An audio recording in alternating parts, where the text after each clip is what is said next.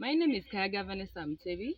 I'm a youth in MBALE district, and some of the barriers to access of HIV related services among the adolescents are, I'll start with discrimination. Many youths or many adolescents in their communities are discriminated. Most of the albinos, those with disabilities, many of them are discriminated, and this makes them lose self-esteem. And when they lose self-esteem, it makes them it makes it very hard for them to confront a medical worker to ask for anything like condoms, because they feel like they won't be worked upon. And the other thing is the poor health services in the health centers. An adolescent may go to a health facility. They may get that courage and go to the health facility, maybe to get those services. But when they reach there, in some health centers, there are there are no tablets, there are no things like tablets, there are no condoms, so they can't really access them. And when they go back home, of course, they'll go live with anyone and then contract HIV. And the other thing is that lack of awareness. Fine, these adolescents will get these services, but they don't know how to use them.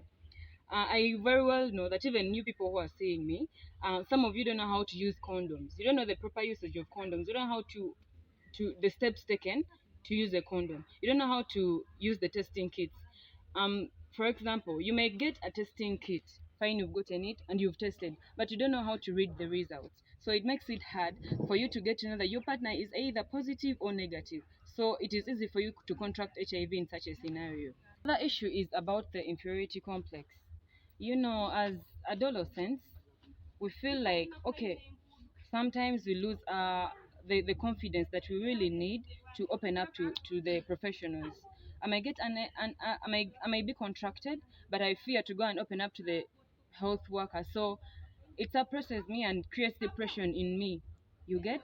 And the other thing is that some parents don't bring about that kind of connection with their children. So it is really hard for the children to come and open up to the parent. Yet they really need this service, and they really can't go to the health worker and report themselves. So it makes their health it puts their health in danger, because they really won't access anything because they can't open up to anyone. This workshop has really helped me a lot. It has created awareness. Me as a person, I've got to know the rights as an adolescent, my rights to receiving these medical services. For example, I may have fear that my secret may be told to anyone, maybe by the health workers who don't comply by the health ethics, and maybe those who breach confidentiality. So in such a scenario, I can go report that healthy worker, and then that health worker is penalized. And if that health worker is penalized, all of the other health workers will learn from it, and that will stop. Ffe ng'abaana abato, bamaama abato, tulina ebizibu bye tuyitamu mu kufuna eddagala ly'akalwadde ka mukenenya mu malwaliro. Ekisookera ddala abasawo kye ŋŋenda osookerako nga nze, kubanga abasawo batunyigiriza nnyo. Osobola ogendayo ng'omwana omuto n'ogamba nti njagala, oba ne bakukebera ng'ofunye eddagala ofunye siriimu nga balina okuwa eddagala. Omusawo n'akugamba gwe akaana akato wanoonya ki mu basajja, ky'oba olaba wafuna ki siriimu, ate ng'oluusi tewamufunira mu basajja. Kati abasawo mu malwaliro bakambwe nnyo eri ffe abaana, naddala abantu abalabika obuto, amukambuwalira nnyo. Naye ate omuntu omukulu wagenda ng'alimu eyo embeera ey'obulwadde bwa mukenenya, bamufaako mangu, naye ffe abaana batukotoogera. Ekirala kye tuyitamu ng'affe abaana ku bulwadde bwa mukenenya, obutamanya.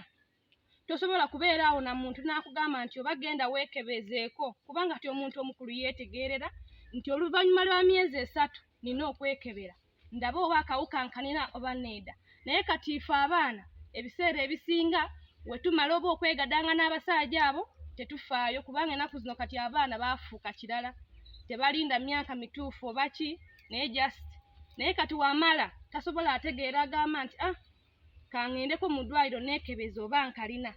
Ate waaba akalina, ebiseera ebisinga ng'afe abaana we tugenda twekebeza nga tukalina, okumira eddagala tekibeera kyangu. Area, but also the businesses. You know, men come in and buy. And you know, these young girls, they don't have probably sanitary towels, they don't have money. Some of them are from poor families, they admire. So they end up being praised to these business guys who come in and go out. So we identify that Mbale is one of the crucial places or in need for us to get in touch with these young girls to see if they can prevent. Because the young girls, we can talk about abstinence, but abstinence nowadays may not work. So we know that that age is sexually active. So it is as women with a mission, we identify that it's very good for us to start talking about how these adolescent girls and young women can prevent themselves from acquiring HIV than talking about abstinence because of the nature of our area as Mbali. The reason why this training was so important for the adolescent girls and young women, we have seen it that in Uganda we have 250 girls who get infected by HIV every single week. And if you come back to Mbale, it is girls start playing sex at the age of 15, and the numbers are high. But also, if you look at the knowledge of condoms for these young girls, it is only 3.8% according to the data that Mbale district has. So this training was so important, and we want to thank our Women with a Mission, with her voice, for putting together this training, because one, it has given accurate information to the adolescent girls when it comes to HIV prevention.